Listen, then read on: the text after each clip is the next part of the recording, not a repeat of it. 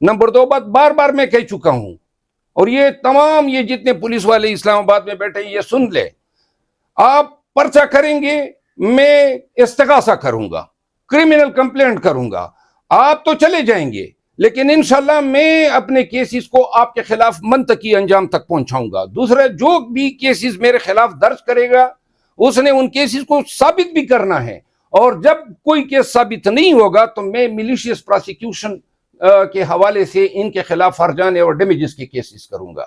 ایک آخری بات، اور یہ پرچوں سے میں ڈرنے والا بندہ تو ہوں ہی نہیں، 300 کر دیں، لیکن میں قسم اٹھاتا ہوں کہ میں کسی ظالم کے آگے نہ کبھی جھکا ہوں نہ جھکوں گا، اور جو میرے ساتھ ذاتیات کرے گا انشاءاللہ میں ان کے ساتھ ذاتیات کروں گا۔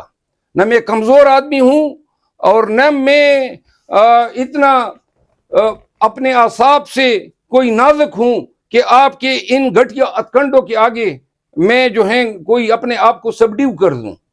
انشاءاللہ میں وکیل ہوں، اور وکیل جو ہیں ایسے کارہائے جو کہہ دیتے ہیں گندے کا کام جو ہیں ان کو تشخیص بھی آتی ہے، سمجھ بھی آتی ہے۔ میں نے آج ہی آئی جی اور دیگر پولیس والوں کے خلاف کرمنل استغاثہ بنا لیا ہے۔ میرے اوپر اقدام قتل کا مقدمہ میں کل فائل کر رہا ہوں۔ انشاءاللہ آئی جی صاحب اب آپ پرچہ کریں گے، میں آپ کے خلاف استغاثہ کروں گا۔ اور پشتو میں کہتے ہیں نا شیلاست آزاد اتورا دے تیرا، جو آپ لوگ اپنے اختیارات کا ناجائز استعمال کر سکتے ہیں آپ کریں۔ انشاءاللہ آپ سمجھ لیں کہ آپ کا پالا ایسے بندے سے پڑا ہے جو مر تو سکتا ہے لیکن ان چھوٹی گٹیا اور یہ ان حرکتوں کے آگے کوئی سرنگوں نہیں ہو سکتا ہے۔ لیکن تمام ارباب اقتدار یہ سن لیں کہ نہ عمران خان جھکنے والا ہے، اور نہ ان کے پیروکار، اور نہ اس کے فالوور، اور نہ ان کے وکلا۔ ہم ہر قسم کے ظلم جبر کا یہ سامنا کر رہے ہیں، اور اس ایف آئی آر کے آرکیٹیکٹ، اس پورے ڈرامے کے تخلیق کار وہ آئی جی، انہوں نے پاکستان تحریک انصاف کے ورکر اور لیڈر کا جینا دوبر کیا ہوا ہے۔ کوئی ایسا لیڈر نہیں ہے جو اس کی پولیس کی وساطت سے اٹھایا نہ گیا ہو۔ اسلام آباد میں کتنے پی ٹی آئی کے ورکرز اٹھائے گئے۔ اس نے شہریار افریدی کو اغوا کیا اپنے گھر سے رات کے کوئی 1 بجے سے اوپر۔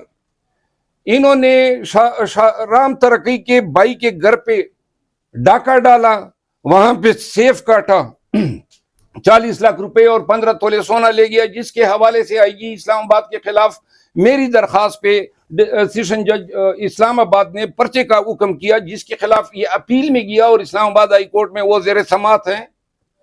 پھر بہت سارے متعدد کیسز میں نے پاکستان تحریک انصاف کے لوگوں کی جانب سے ان کے خلاف کیسز کیے جو ابھی بھی زیر سماعت ہیں، جس میں سے ایک کیس میں ڈی سی اسلام آباد اور ایس ایس پی اسلام آباد کے خلاف تموین عدالت کے نوٹس جاری ہو چکے ہیں۔